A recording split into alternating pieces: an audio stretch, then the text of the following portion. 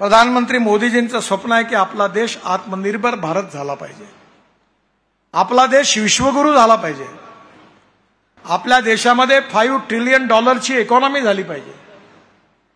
आणि हे सगळं जर आपल्याला पूर्ण करायचं असेल तर या देशातल्या ग्रामीण भागातल्या जनतेचं उत्पन्न, कृषी क्षेत्राचं उत्पन्न जीडीपी मध्ये 12% आहे, ते कमीत कमी 26% करावं लागेल, 26%। आणि ते 26% करायचं तर नवीन नवीन मार्ग शोधले पाहिजे। मधल्या काळामध्ये मी स्पेनला गेलो, जगातल्या लोकांशी भेटत असतो। एक चांगला विचार आला की आपण 5 फुटावर ऊस लावतो। 2 कंपन्यांनी स्वीट सोरगम तयार केलं, 100 दिवसात येतं। आणि त्याच्यामध्ये जर आपण स्वीट सोरगम लावलं तर एकरी 25 टन जे होतं, ज्याच्यात 14% साखर आहे, तर महिना 1.5 महिना कारखाना हा स्वीट सोरगम वरून ज्यूस काढून ज्यूस टू इथेनॉल बनवता येईल। आणि शिवाय शेतकऱ्याला 60 ते 70 टन ऊस होईल। म्हणजे टोटल 90 ते 100 टन जर आपल्याला उत्पन्न झालं आणि दोघांना भाव सारखा असेल तर एका शेतकऱ्याला एकरी कमीत कमी 1.5 ते $1.25 लाख रुपयाचा फायदा झाला तर शेतकऱ्याची गरिबी कशा करता राहील। आपल्या भागामध्ये आपण युरिया सुफला मिश्र खत फेकून देतो। आज आपण भारत सरकारमध्ये अमेरिकेत गेलेल्या आपल्या तरुण संशोधकांनी नॅनो युरिया, नॅनो मिश्र खत आणलं। आता तर परवा नॅनो युरियावाला एक सायंटिस्ट माझ्याकडे आला, त्यात 32% नायट्रोजन आहे। आपण एका एकरामध्ये 4 पोते युरिया फेकतो ऊसाकरता। माझ्याकडे मी स्वतः ड्रोननी स्प्रेइंग केलं तर 2 बॉटल युरिया 250 रुपयाचे, 500 रुपयात युरियाचं काम झालं। आणि 900 रुपयाच्या 2 बॉटल मिश्र खताच्या वापरल्या। म्हणजे एकरी 5 ते 6,000 रुपये खर्च कमी झाला। आणि आपण जेव्हा रासायनिक खत फेकतो, जमीन खराब करतो, 75% खत वाया जातं, 25% फक्त पिकांना जातं। आणि आपण जेव्हा ड्रोननी स्प्रेइंग करतो तेव्हा 75% प्लांटला जातं आणि 25% वेस्ट होतं। आणि आपण दरवर्षी 1.5 लाख कोटी रुपये हे रासायनिक खत इम्पोर्ट करण्याकरता खर्च करतो। आणि याच्यावर हे सगळे सबसिडी देऊन आपण शेतकऱ्यांना देतो। आज आपली जमीन खराब होत चाललेली आहे। पंजाब आणि हरियाणामध्ये वाईट स्थिती आहे। आपल्याला अभ्यासातून कळलं की ऑर्गॅनिक कार्बन वाढवला पाहिजे। येणाऱ्या काळामध्ये आपल्याकडे जो बायोमास आहे त्याच्यातून ऑर्गॅनिक कार्बन तयार करून आमच्या विदर्भामध्ये एमएसएमईच्या इन्स्टिट्यूटनी आम्ही एक छोटं त्यांनी सायंटिस्टनी तयार केलं। 5 ड्रमवर आमच्या पराठ्या आम्ही जाळून टाकतो। त्या कॉटन स्ट्रॉ पराठ्या त्याच्यात जाळल्या आणि त्याच्यातून ऑर्गॅनिक कार्बन निघाला। आणि प्रेस मड आणि स्पेंट वॉश म्हणून जवळपास 25 ते 30,000 टन आम्ही सेंद्रिय खत तयार करतो। त्यात तो टाकला आणि झाडांना दिला। मी नेहमी म्हटलं की आपण काही बोललं तर पहिले आपल्याकडे प्रयोग केला पाहिजे, नाही तर उद्या फसला तर लोक आपल्याला दोष देतील। तुम्हाला आश्चर्य वाटेल, माझ्याकडे एकरी 14.5 क्विंटल तुरी झाल्या ऑर्गॅनिक। मी त्याची डाळ तयार केली आणि आमच्या सुपर बाजारमध्ये विकली, 20 दिवसात विकल्या गेली। एकरी 88 टन ऊस झाला मला 10 एकरामध्ये। आमच्याकडे 25, 30, 40 सुरुवात झाली, आता 40-50 वर आले। तेव्हा आता हळूहळू आमच्याकडे काही 15 शेतकरी 100 टनावर पण निघाले। तुमच्याकडे तर आहेच, पण आमचा थर्ड क्लासचा खजिना आहे सगळा। म्हणजे जर तंत्रज्ञान शिकलं तर हे शक्य आहे। आणि म्हणून एक्सपेंडिचर कॉस्ट कमी करणं आणि व्हॅल्यू ॲडिशन करणं यात शेतीत फायदा आहे। मी ज्यावेळी कॉलेजमध्ये शिकवतो कापूस लावायचो, H4 H6 खूप कापूस लावला। हे स्प्रे करा, ते स्प्रे करा। ते SP बोलोचा एक पॉवर स्प्रेअर घेतला होता विकत आणि मी ते खूप पाठ झालं होते। रोगर आणि प्लॅनोफिक्स आणि दुनियाभरचे औषधं आणायचो, खूप हे करायचो। आणि मला वाटलं आता आपल्याला 18-20 क्विंटल कापूस होईल। 1 लाख रुपयाचा कापूस झाला आणि 89,000चा खर्च झाला। खाया पिया कुछ नाही, ग्लास फोडा हटना। म्हणून येणाऱ्या काळामध्ये टेक्नॉलॉजी महत्वाची आहे। मी आता स्पेनमध्ये गेलो होतो, विदर्भातले 25 शेतकरी संत्र्याचे नेले होते।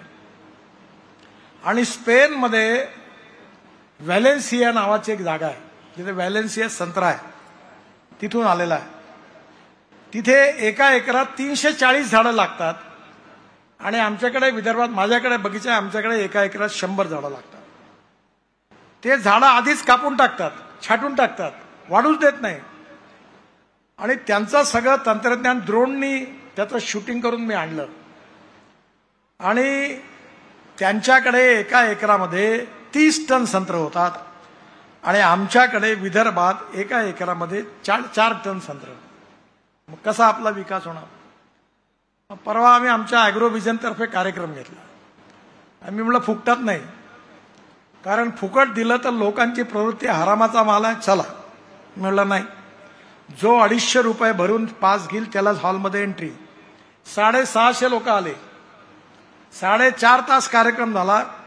पंजाबराव कृषी विद्यापीठातल्या एका एक्सपर्टनी इस्रायलच्या संत्र्यावरचं प्रेझेंटेशन दिलं, नंतर स्पेनचं प्रेझेंटेशन झालं आणि लोकांना आता कळलं की आपण काय केलं म्हणजे आपलं उत्पन्न वाढू शकतं. शेती अशी नाही आहे की जमीन आहे, फेकले बी आणि आलं पीक. बीजामध्ये पण परिवर्तन झालं पाहिजे, कलमामध्ये पण झालं पाहिजे आणि टेक्निक्स जे आहेत तेही आपण समजले पाहिजे जे आपल्या भागात आहे. आता मला विखे पाटलांना मी मदर डेअरी आणली विदर्भात, मराठवाडा विदर्भ. मला लाज वाटते तुम्हाला सांगताना, पण मी हे आवर्जून सगळ्यांना सांगतो की तुम्ही नगर जिल्ह्यात जेवढं दूध तयार करता तेवढं अख्ख्या विदर्भात होत नाही. ही आमची स्थिती आहे. कसा विकास होईल शेतकऱ्याचा? 50 लाख लिटर दूध तुमच्याकडे आहे आणि आता आम्ही 3 वर्षात विदर्भात 50 लाख लिटर दूध असं करू तयार, असं तर भाषणात म्हटलं तर लोक टाळ्या वाजवतात. आणि तुम्ही एका जिल्ह्यात 50 लाख, कोल्हापूर जिल्ह्यात किती, सांगली जिल्ह्यात किती. मी म्हणलं आज तुम्हाला विखे पाटलांना विनंती केली, साहेब आम्हाला 50,000 गायी पाहिजे. मदर डेअरी म्हणते गायी आणू राजस्थानमधून, गुजरातमधून. आणि मला खरोखर आनंद आहे की 1952 साली गीर जातीची गाय ही ब्राझीलला गेली आणि तिथे ती 60 लिटर दूध देते. तिचा एक सांड बुल तयार झाला, त्याचं नाव आहे टोरॅन्डो. त्याचं सिमेन्स आणलं आणि ते भारतातल्या गायीला दिलं तर 15-15, 20-20 लिटरच्या गोऱ्या तयार झाल्या. आणि आता एवढा प्रयोग झालेला आहे की बेटी बचाव अभियान आहे तसं आता आपल्या इकडे गायींकरता करायची गरज नाही, कारण 100% गोरीच होईल, ही टेक्नॉलॉजी आली. आणि एम्ब्रिओ ट्रान्सफर 2-2, 1.5 लिटरच्या गायी आहे गोरक्षणमध्ये. मी सगळ्या गोरक्षणवाल्यांची कॉन्फरन्स घेतली, त्यांना याची माहिती दिली आणि त्यांना म्हटलं तुम्ही आता 2 लिटरच्या गायीला एम्ब्रिओ ट्रान्सफर करून हे जे सिमेन्स वापरलं गीरचं, तर 3 वेतामध्ये ती आपली जर्सी आणि जी आहे आता हुस्टन ती पण वापस कन्वर्ट होऊन जाईल. धर्मवापसी आंदोलन करायची गरज नाही, पुन्हा ती भारतीय होईल आणि दूध 25 लिटर 30 लिटर देईल. काल माझ्याकडे उत्तराखंडचे मुख्यमंत्री दिल्लीला आले होते आणि त्यांनी मला 1 किलो तूप दिलं भेट म्हणून. आणि त्यांनी सांगितलं ते 2-2 फुटाच्या छोट्या गायी असतात, त्या गायींचं ते तूप आहे, त्याला काही औषधी व्हॅल्यू आहे. त्यामुळे येणाऱ्या काळामध्ये असे 3 सेंटर महाराष्ट्रात सुरू झाले. एक व्हेटरनरी युनिव्हर्सिटीमध्ये नागपूरला मी सुरू केलं, पण तिथे बरोबर काम नाही होत. कारण त्यांना मी म्हटलं की तुम्ही गावातल्या गायी आणा, हॉस्पिटल बांधा, इथे एम्ब्रिओ ट्रान्सफर करा, कमीत कमी 100 गायी महिन्याला तुम्ही घेतल्या पाहिजे. ते 2 आणि 4 गायी करतात. दुसरं सेंटर पवार साहेबांनी बारामतीत उघडलं आणि तिसरं सांगलीमध्ये चितळे डेअरीने उघडलं आणि योगायोगाने तिघांचंही उद्घाटन करण्याची संधी मला मिळाली. आता प्रश्न एवढा आहे की दूध तर होईल, पण सरप्लस दूध झालं तर पुढे काय करायचं हा खरा प्रश्न आहे. कारण आपल्या गायी चांगला झाला की दूध वाढणार, चारा उपलब्ध आहे आणि हिरवा चारा आता वर्षभर टिकवण्याचं, सायलोजमध्ये ठेवण्याचं तंत्रज्ञान आहे. त्यामुळे आता दूध वाढल्यावर पुढे काय करायचं याचाही विचार करावा लागणार आहे. आज आपल्या शेतीची समस्या अशी आहे की साखर यावर्षी ठीक आहे थोडं, पण साखर सरप्लस, मका सरप्लस, तांदूळ सरप्लस, गहू सरप्लस. आणि आपली जी MSP आहे मक्याची 1800 रुपये क्विंटल आहे आणि आपल्या भागामध्ये मक्याचा भाव आला होता 1200 रुपये क्विंटल. आम्ही कॅबिनेटमध्ये विषय आणला की मक्यापासून इथेनॉल बनवण्याची परवानगी द्या, पण भारत आणि इंडिया दिल्लीमध्ये फूड वर्सेस फ्युएल वाद उभा केला की आपण फूड पासून फ्युएल कसं तयार करतो. खूप वादावादी झाली. शेवटी परवानगी मिळाली आणि 1200 रुपये क्विंटल जो मक्याचा भाव होता तो 2800 रुपये क्विंटल झाला आणि आज शेतकऱ्यांना 2600 रुपये क्विंटल भाव मिळतोय. याचं कारण मक्यापासून इथेनॉलची सुरुवात झाली. आता इथेनॉल 20% झालं. मक्यापासून, तांदूळापासून, शुगरकेन ज्यूस पासून, मोलायसेस पासून, बांबू पासून, परळीपासून इथेनॉल तयार झालं. मी आता सोमवारी ब्राझीलला चाललो आहे. त्यांनी बायोमास पासून इथेनॉल तयार केलं, विमानाचं इंधन पण तयार केलं. पण आता नवीन संशोधन सुरू आहे की इथेनॉल पासून 2 अजून थोडं वाढवलं तर आयसोब्युटेनॉल तयार होतं आणि आयसोब्युटेनॉल हे 10% डिझेलमध्ये टाकता येईल. आणि आता मी आग्रह धरलाय की आपले सगळे जनरेटर, आपले सगळ्या प्रकारचे जे इंडस्ट्रियल इक्विपमेंट्स आहेत त्याच्या मशीन्स आता आयसोब्युटेनॉलवर तुम्ही तयार करा. आणि ऑलरेडी किर्लोस्करने काम केलंय त्याच्यावर. आणि येणाऱ्या काळामध्ये आपण 20% ते इथेनॉल वापरू. पण नंतर जर हे आयसोब्युटेनॉल तयार झालं तर डिझेलचाही पर्याय तयार झाला तर 22 लाख कोटी रुपयाचं आपलं इम्पोर्ट आहे फॉसिल फ्युएलचं. त्यातले 10 लाख कोटी रुपये जर शेतकऱ्याच्या खिशात गेले तर या गाव गरीब मजदूर शेतकऱ्याचं कल्याण होऊन हा देश सुखी, समृद्ध, संपन्न झाल्याशिवाय राहणार नाही. म्हणून आता गहू, तांदूळ, ज्वारी, मका, ऊस लावून एका मर्यादेपर्यंत प्रगती होईल. शेतकरी केवळ अन्नदाता नाही, ऊर्जादाता झाला. ही वीज तयार करता आपल्या इथे. इंधनदाता झाला. आता बिटुमिन दाता, डांबर दाता झाला. आपल्याकडे 50 लाख टन डांबर आपण इम्पोर्ट करतो. मला सांगताना आनंद होतोय की पंजाब आणि हरियाणामध्ये ही जी परली आहे ती जाळतात, त्याच्यामुळे प्रदूषण होतं. आता त्याच्यापासून 500 प्लांट बायोडायजेस्टरमध्ये परली टाकून बायो CNG तयार करतात आणि त्याचा बाय प्रॉडक्ट आहे लिग्नन. आणि ते लिग्नन जे आहे 35% निघतं ते पेट्रोलियम बिट्युमेनमध्ये टाकून आम्ही आता नागपूर जबलपूर रोडवर 15% यूज रबर टायरची पावडर, 60% प्लास्टिक टाकून एक रोड बनवला. प्राजच्या आणि सेंट्रल रिसर्च रोड ऑर्गेनायझेशनने प्रोजेक्ट केला. आणि मला सांगताना आनंद होतोय की CRI सेंट्रल रिसर्च रोड ऑर्गनायझेशनने सर्टिफिकेट दिलं की पेट्रोलियम बिट्युमिनपेक्षा हा 50% चांगला आहे, क्वालिटी आहे. म्हणजे शेतकरी डांबर तयार करू शकतो. अन्नदाता, इंधनदाता, ऊर्जादाता, डांबरदाता. आणि आता विखे पाटील साहेब तो दिवस दूर नाही की हायड्रोजन दाता. आणि आपला देश 22 लाख कोटी रुपयाची एनर्जी आयात करतो. मी ट्रान्सपोर्टचा मंत्री आहे, ऑटोमोबाईलचा.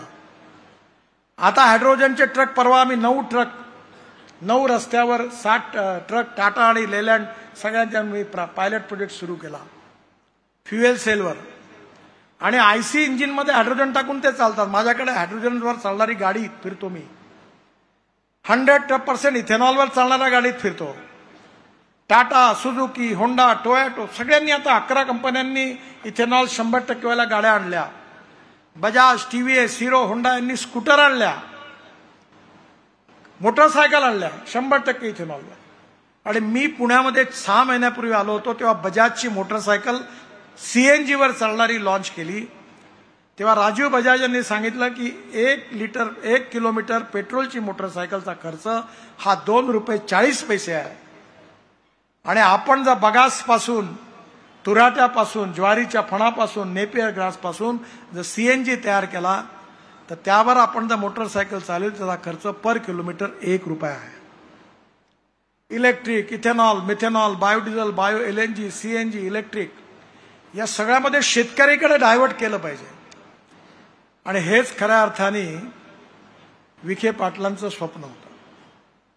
त्यांनी या पुस्तकामध्ये शेतकऱ्याचं कल्याण कसं होईल, गाव गरीब मजदूर शेतकऱ्याचं कल्याण कसं होईल, आपले सामाजिक राजनीतिक विचाराच्या आधारावर अनेक विचार त्यांनी मांडले. सगळ्याच विचारांशी सगळे सहमत होतील असं नाही, पण त्या विचार त्यांनी प्रामाणिकपणे मांडले याकरता की इंदिरा गांधींच्या बद्दल त्यांनी गौरवद्वार काढलेले आहेत आणि आणीबाणीचं समर्थन पण केलं. त्यांचा आपला लॉजिक आहे, पण या पुस्तकामध्ये आपले अनुभव लिहित असताना त्यांनी प्रामाणिकपणे आपलं चिंतन मांडलेलं आहे. विचार भिन्नता असू शकते, विचार भिन्नता असण्यात काही गैर नाही आहे. विचार भिन्नता ही आपल्या देशाची समस्या नाही आहे, विचार शून्यता ही आपल्या देशाची समस्या आहे. Neither rightist nor leftist, we are non opportunist, ही आपली प्रॉब्लेम आहे. पण त्यांनी ते स्पष्टपणे मांडलं आणि त्यामागे जी तळमळ आहे ती शेतकऱ्याबद्दलची आहे, ग्रामीण जनतेची आहे, ग्रामीण भागाच्या विकासाची आहे. आणि हा गाव गरीब मजदूर शेतकऱ्याचं कल्याण झालं पाहिजे. जल जमीन जंगल आणि जानवर आधारित टेक्नॉलॉजीचा उपयोग करून आपलं ग्रामीण कृषी क्षेत्र समृद्ध संपन्न झालं पाहिजे. स्मार्ट शहर नाही, स्मार्ट विलेजेस झाले पाहिजे, ही त्यांची संकल्पना होती. आणि मला विश्वास आहे की आता रस्ते तर चांगले बनणारच आहे. तुमच्या जिल्ह्यात मी 12-15 हजार कोटीची कामं केली. एक काम सांगायला विसरलो की पुण्यापासून औरंगाबाद रस्त्याला पण मंजुरी दिली आहे. 2 तासामध्ये पुण्याहून औरंगाबाद, तर नगर मला वाटतं तास सव्वा तासात येईल. आणि हा रस्ता पूर्ण बाहेरून नेलेला आहे, त्यामुळे नगर शहरातला ट्रॅफिक कमी होईल. मला माहिती आहे, मी नगरमध्ये पुष्कळ वेळा यायचो, तर आतमध्ये शहरातला नॅशनल हायवे होता, मग बहुतेक आपण बायपास केला, पण तोही आता शहरात आला. आणि एका रस्त्याची कहाणी आता सांगितली साहेबांनी, ती आता तोही पण 3ऱ्यांदा टेंडर निघाला. तुमच्या सगळ्यांच्या आशीर्वादांनी आणि साईबाबांकडे आपण मागणं मागू की आता 3 कॉन्ट्रॅक्टर टर्मिनेट केले, याही वेळ येणार नाही, हाही रस्ता होईल. सुरत चेन्नईचाही पण मार्ग निघाला. 1 महिन्याच्या आत शेतकऱ्यांना पैसे मिळतील. कॅबिनेटच्या अप्रुव्हल करता फक्त थांबलेला आहे. आणि या जिल्ह्यामध्ये वीज, पाणी, रस्ते, दळणवळण साधनं झाली तर एकीकडे औद्योगिक विकास होईल. आणि मी आग्रहाने तुम्हाला सांगतो, आजच याची योजना तयार करा. खरं फार गमतीदार उदाहरण आहे. आम्ही पहिल्यांदी लहानपणी भाषणामध्ये म्हणायचो काश्मीर से कन्याकुमारी तक. आता हा रस्ता तुमचा तो आहे की तुम्ही हिमाचल प्रदेशमधल्या मनालीमध्ये गेल्यात, मनालीतून रोहतांग पास जायला 3.5 तास लागायचे, आता 8 मिनिटात जाता येईल. अटल टनेल बनली. तिथून बाहेर आल्यानंतर आम्ही 8 टनेल आणि रस्ता बांधतो हिमालयाच्या मध्यभागातून लद्दाख लेह पर्यंत. लद्दाख लेह नंतर झोजिला टनेल कारगिलच्या खाली, त्याचं 75% काम पूर्ण झालं. 12,000 कोटी रुपयाची टनेल केवळ 5,500 कोटीत बांधून आम्ही पूर्ण करतोय. तिथून निघालं की झेडमोर टनेल, तिथून आपण श्रीनगरला येतो. श्रीनगर ते जम्मू 36 टनेल आहेत, त्यापैकी 22 बांधून पूर्ण झाल्या. आणि कटराच्या आधी दिल्ली कटरा एक्सप्रेस हायवेने डायरेक्ट 6 तासामध्ये दिल्ली, आणि दिल्ली मुंबई हायवे आता 1,10,000 कोटी रुपयाचा जवळपास बांधून पूर्ण होत आलेला आहे. महाराष्ट्रात राहिला. आणि तिथून तुम्ही पूर्ण सुरतला याल. आणि मग तुम्हाला जर दक्षिणेत जायचं असेल, हैदराबाद, बेंगलोर, चेन्नई, कन्याकुमारी, कोचीन, त्रिवेंद्रम, तर मुंबईला येऊन मुंबईहून पुण्याला आणि पुण्यावरून सोलापूर, कोल्हापूरने जावं लागायचं. आता जायची गरज पडणार नाही. हा जो रस्ता आहे हा डायरेक्ट सुरतवरून नाशिक, नाशिकवरून अहमदनगर, अहमदनगरवरून सोलापूर, सोलापूरवरून कर्नूल, आणि कर्नूलवरून चेन्नई, कन्याकुमारी, हैदराबाद, बेंगलोर, मंगलोर, कोचीन, त्रिवेंद्रम. तर खऱ्या अर्थाने हा देशाची हार्ट लाईन बनणार आहे. तुम्ही मेन लाईनवर येणार आहात. सध्या तुमचं मीटर गेज होतं, आता ब्रॉड गेज होणार आहे. आणि या रस्त्याच्या बाजूला जे शेतकरी आहेत त्यांना हात जोडून विनंती आहे, आपल्या जमिनी विकू नका. खूप किंमत येणार. आता तुम्ही नाही विकून टाकाल तर जे घेणार आहेत ते हुशार लोक आहेत, ते श्रीमंत होतील. आणि त्या ठिकाणी आता येणाऱ्या काळात जशी मी विखे पाटलांना विनंती केली मगाशी की इंडस्ट्रियल क्लस्टर, लॉजिस्टिक पार्क उभे करा. हा जिल्हा देशाच्या उद्योगाचं केंद्र बनू शकेल एवढी ताकद या रस्त्यामुळे येणार आहे. मी आता दिल्लीला द्वारका एक्सप्रेस हायवे बांधला. स्टेट ऑफ आर्ट प्रोजेक्ट आहे. एका पिलरवर 4 लेअर आहेत. आर्टिफिशियल टनेल बांधली आहे. कधी विखे साहेब आपण बघायला जा. आणि त्याच्या बाजूला काही नव्हतं, सगळं उजाड स्थिती होती. तिथे आता 10 लाख कोटी रुपयाची इन्व्हेस्टमेंट आली, फ्लॅट्स बनले, बंगले बनले. आणि मी परवा विमानात येताना एक टाय घातलेला माणूस आला एग्जीक्यूटिव क्लासमध्ये, माझ्या पाया पडला झाडवा पडून. अरे म्हणलं ये मत करो. बोले साहब क्यों नहीं करूं, मेरा दिवाला पीट गया था. बोले आपने रोड बनाया, मैं 50,000 करोड़ का मालिक बनाऊं, आपको ढूंढ रहा था. बोले बस आपको अभिनंदन करता हूं. हे तुमच्या इथे होणार आहे. रोड, अमेरिकन राष्ट्रपती जॉन एफ केनेडी म्हणायचे की American roads are not good because America is rich, but America is rich because American roads are good. America धनवान आहे म्हणून अमेरिकेतले रस्ते चांगले नाही झाले, तर अमेरिकेतले रस्ते चांगले झाले म्हणून अमेरिका धनवान झाली. आणि त्यामुळे बाळासाहेबांच्या स्वप्नातला शेतकरी, शेतमजूर या सगळ्यांचं कल्याण करून एक समृद्ध संपन्न जिल्हा हा करण्यामध्ये आपण सगळ्यांच्या प्रयत्नाने जर यशस्वी होऊ तर तीच खऱ्या अर्थाने बाळासाहेबांची स्वप्नपूर्ती होईल. आणि खऱ्या अर्थाने त्यांनी विशेष रूपाने देह वेचावा कारणी, हे शीर्षक फार चांगलं आहे. देह वेचावा कारणी याचा अर्थ तुकाराम महाराजांनी जे सांगितलेलं आहे, अनेक संतांनी सांगितलेलं आहे आणि लोकमान्य टिळकांनी सांगितलं की एखादा माणूस आपण जीवनात जगला किती यापेक्षा जीवन जगला कसा हे महत्वाचं आहे. मी आजकाल कबीरांचे भजनं ऐकत असतो. त्यांच्या एका भजनात त्यांनी खजूरच्या झाडाचं वर्णन केलं. ये पेड़ तो बहुत बड़ा है बोले, छाव नाही मिळती. म्हणजे झाड असं असलं पाहिजे की त्याच्या छायेखाली अनेक लोकांना आधार मिळाला पाहिजे. शेवटचा मुद्दा सांगून माझं भाषण संपवतो. मी स्टारबक्स नावाचे एक अतिशय, स्टारबक्स कॉफीची दुकान आहे जगात, 28,000 30,000 आहे. त्यांचे वडील ट्रक ड्रायव्हर होते, आई नर्स होती. त्यांचं एक आत्मचरित्र प्रकाशित झालं, माझ्या वाचण्यात आलं. आणि त्या आत्मचरित्रामध्ये त्यांनी खूप सुंदर सांगितलं की ज्यावेळी ते एका कॉफी शॉपमध्ये एक वेटर म्हणून काम करत होते, तिथे मेहनत करताना त्यांनी कब्बशा धुतल्या, साफसफाई केली आणि मग आपलं कॉफी शॉप टाकलं. आणि पाहता पाहता जगामध्ये त्यांची कॉफी स्टारबक्स प्रसिद्ध झाली, करोडोपती झाले. त्यावेळी त्यांनी त्या पुस्तकात लिहिलंय की जेव्हा तुम्हाला यश मिळतं, इंग्लिशमध्ये लिहिलंय, आणि जेव्हा तुम्हाला खूप आनंद मिळतो त्या यशामुळे, पण तुम्हाला यश मिळतं त्याचा आनंद तुमच्या सहकाऱ्यांना तेवढा होत नाही, तुमच्या आजूबाजूच्या लोकांना होत नाही, तेव्हा त्या यशाला काही अर्थ नाही आहे.